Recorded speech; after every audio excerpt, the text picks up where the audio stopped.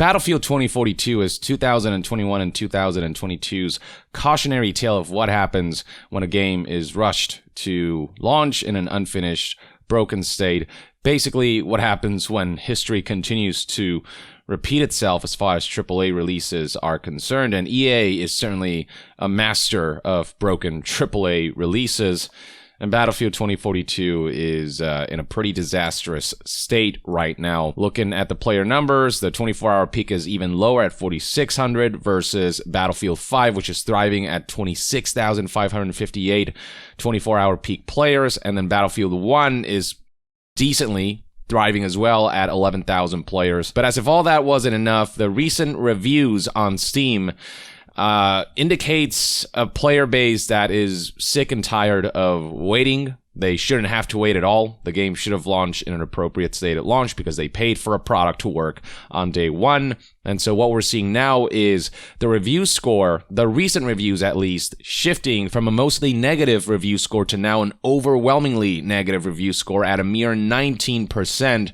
As for all reviews, that's still at mostly negative, but it's gone down a couple percentages to 30%. To give you a point of reference, if you look at the Hall of Shame website for Steam's top 100 worst user-rated games, Battlefield 2042 is currently sitting at number 13 with 29%. Not too far off from the likes of Peter Molyneux's masterpiece, Goddess. And I recall that closer to launch, Battlefield 2042 was at like number 8. It was in the 20s in terms of review percentage. It is a little higher now, but that's bound to dip, especially after the recent announcement that Season 1 of Battlefield 2042 would be delayed to summer 2022, whereas initially it was supposed to come out in March of 2022, and March was already pretty damn late for a Season 1 of a live service, and now that's been delayed even further. If it wasn't too little too late before, it certainly is now. And don't get me wrong, I'm all for delays to release the most refined content possible, but they should have done that with Battlefield 2042 as a whole, because the foundation is currently so broken that it's clear that this game needed a few more months in the oven. Hell, maybe a year or two, I don't know, but this was a warning that plenty of people presented to EA and DICE during its beta. They ignored that feedback, shipped the game, and now everything gets delayed as developers play catch up to fix the game, leaving future content additions sort of further down the pipeline. It's not ideal for a game that's already losing way too many players, that has already lost so much interest among the Battlefield fan base and gamers in general. There's no excuse to delay Season 1 because that wouldn't have needed to happen if the game was shipped in an appropriate state. We've been here before. This is just history repeating itself. We've been here with Battlefield 5, with Anthem, you name it. When is this cycle going to end? When are companies like EA going to learn? I don't know. Probably never. Alongside Season 1's delay, EA also hosted their financial briefing where they announced that Battlefield 2042's sales performance was disappointing or did not meet expectations, as they put it. And somebody on Reddit noted how Bravo Intel, who keeps track of Battlefield news, suspects that the timing of Season 1's delay in conjunction with EA's financial briefing was done intentionally. Also, the timing of today's statement on Season 1 delay is directly linked to the investor call from EA happening at 5 p.m. Eastern. EA executives can now point to this as how we're fixing Battlefield without giving out too many answers. Basically, the suspicion being that the reason EA has remained so quiet about this Season 1 delay is that if they announce that early on, then during the financial briefing, during the conference call, they'd have to answer more questions that are more specific as to how the fixes are planned to be rolled out.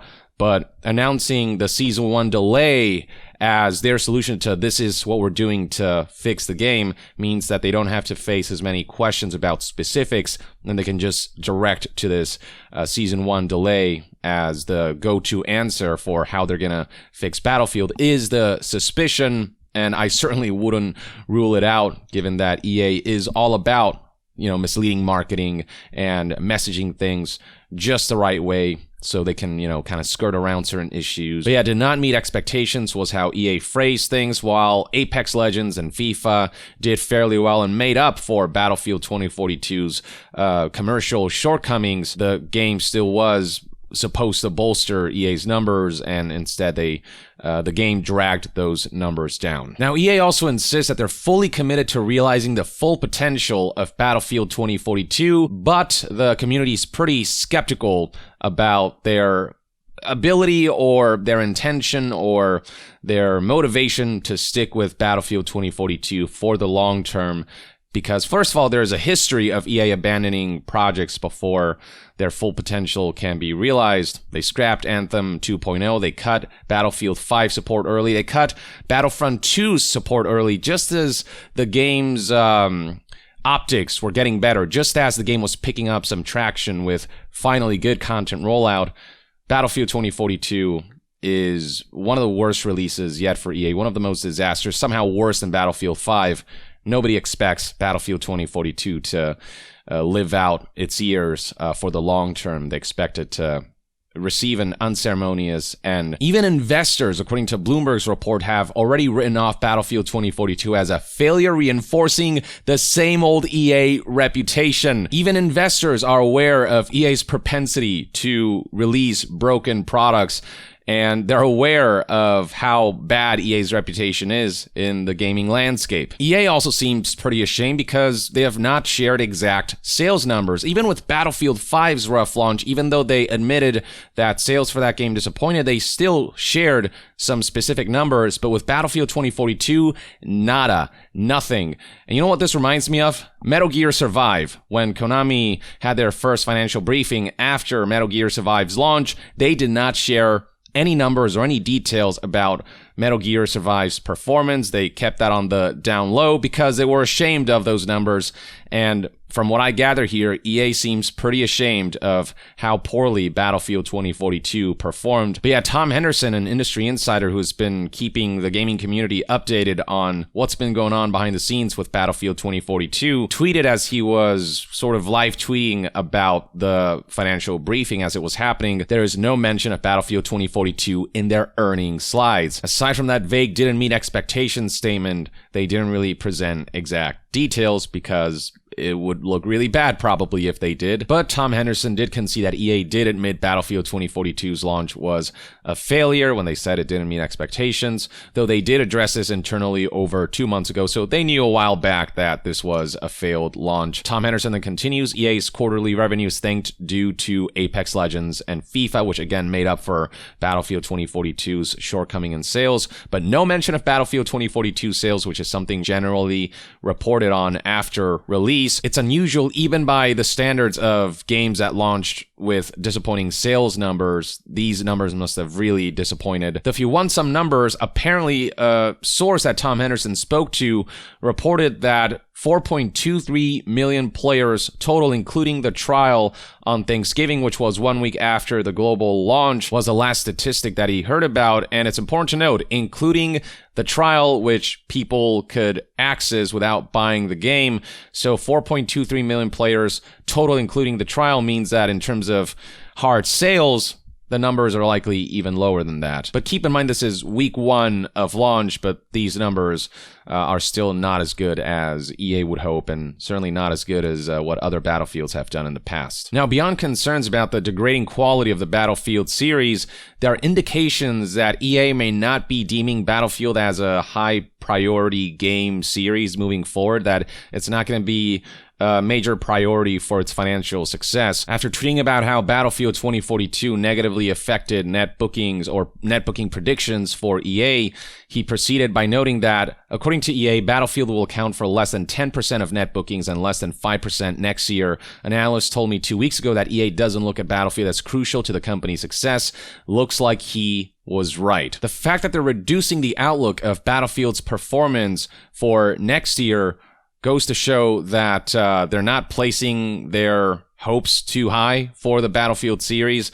Certainly not anymore, especially after Battlefield 2042. Like, they are still working on a new entry, but Battlefield 2042, it doesn't look like that'll be really supported for that much longer. You don't really sense that level of enthusiasm. Sure, they've said the typical, we are committed to supporting this game in the long term, but again, EA has said the same thing about other games that they cut short unceremoniously, like Anthem, Battlefield 5, Battlefront 2, you name it. So that drivel means absolutely nothing. It's just boilerplate statements. And the Battlefield community picked up on this tweet and are sensing a not-so-bright future for the Battlefield IP, with people posting things like, Battlefield fans like me need to understand this ship has sailed. They are cutting their losses. It's the end of a great franchise. We were scammed. So be it. Time to move on. Plenty of people are saying that Battlefield 2042 is kind of the final nail in the coffin. Tom Henderson continued to tweet how EA has refused to give sale numbers, and Tom Henderson has similar sentiments about the future of Battlefield 2042 and how it seems very clear based on how they worded things and how they presented information surrounding Battlefield and how they lowered the outlook for its net booking next year, that Battlefield 2042's support will also be cut relatively short. EA saying Battlefield will be less than 5% of their net booking next year just proves they don't have any long-term plans for Battlefield 2042. If EA were enthusiastic about revitalizing Battlefield 2042 and turning this into the flagship entry of the Battlefield series that it should have been at launch, then their net bookings predictions and their outlook wouldn't be this low, but this very much feels like EA saying we're kind of slowly going to give up on this. I would have expected a higher net booking prediction if they planned for a Battle Royale or something to bolster the game,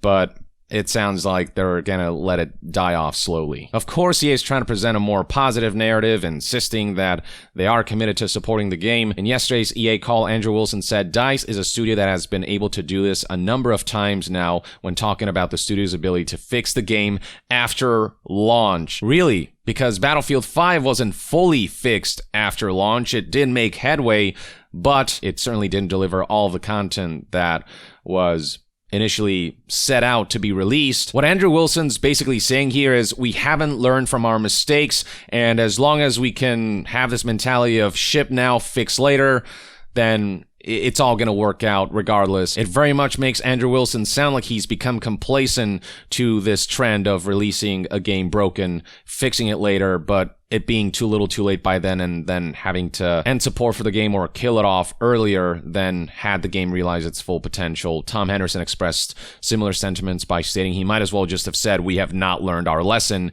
It makes me think who is truly to blame here. The dev seemed adamant that the game wasn't in trouble, and the beta build is completely different from the launch build. Do you remember that? When they tried to fool people by saying Battlefield 2042, the final game will be in a much better state. The beta is months old, but the beta was pretty closely representative of how the final game would launch, as betas hosted just shortly before launch, a few weeks before launch, tend to do. The only thing EA can truly be blamed for is pushing the game out too early. Everything else is on DICE. While the ground floor developers obviously are just doing what they're told, the leadership of both EA and DICE royally screwed this up, and DICE insisting that the game was fine, that it's in a great shape to release. That certainly didn't prove to be true, and even if EA was under the impression that Battlefield 2042 was in great shape because DICE told them, EA is the publisher. They're the ones who are making the high-level decisions. They're the ones who need to, check up and make sure that a product truly is ready for launch before putting it out there, but EA didn't do its due diligence, didn't delay it, and didn't, make sure that everything was the way it should be. And so in my opinion, both companies are equally culpable for this disaster. But as far as design decisions go, like Specialists, which Battlefield fans absolutely hate, that stuff's definitely on DICE and the creative heads and the decision makers within the studio who went in the absolutely wrong direction for the series. But yeah, on Reddit, people picked up on Tom Henderson's tweets, and the specific one about Andrew Wilson saying that DICE has always been good about fixing games down the line basically was interpreted as they have not learned from their lessons, and they certainly haven't, because history is still repeating itself. Somebody else noted something similar in another Reddit thread that reads, EA CEO quote from the earnings call roughly translates to, we keep getting it wrong. And even the bit about, well, we're good at fixing it after we've gotten it wrong, even that part isn't true. People are also pointing out poorly aged tweets like this one from Jim Hale here that reads, hey, I appreciate all of the support from the community regarding the new 2042 dates. It feels good that you trust us, and you should. It's a solid game. Oof. This isn't my first rodeo. It's not a project in trouble. My God, this statement makes aging milk look like aging wine. It just needs a little longer on spin cycle. Have faith, fam. about that. Now, according to EA customer support, everything is sunshine and rainbows, as pointed out here by this Reddit user who posted, I can't even come up with a title for this, how, showing a tweet from Battlefield 2042 News reporting that EA's customer support insists that players are very happy with the game. Spoilers, they aren't. Just look at the numbers here. Look at Battlefield 2042 compared to years older Battlefield entries, including the 2016 Battlefield 1. Just look at the recent reviews surrounding the game. Look how overwhelmingly negative the sentiments are. And based on how EA significantly lowered its outlook for Battlefield 2042 and the Battlefield series as a whole, it would seem as though EA might also be well aware that as far as Battlefield 2042 is concerned, it's too little too late unless they completely overhaul this game and pull a Battlefield 2042 2.0, but given Anthem 2.0 and how that ended up, I wouldn't be confident in EA fully committing to something like that, even if it were miraculously announced. It seems highly likely that EA is going to cut their losses.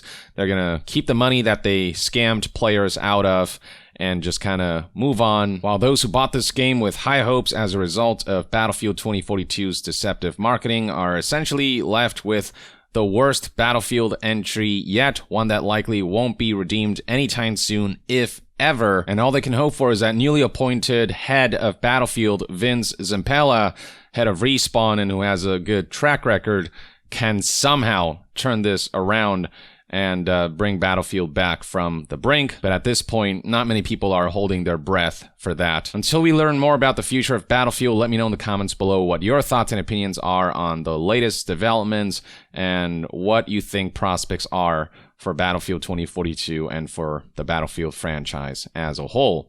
Share your thoughts in the comments below, and to be further updated on all things gaming news, reviews, and discussions, stay tuned right here on Young Yeah. I'll see you guys next time. Young out.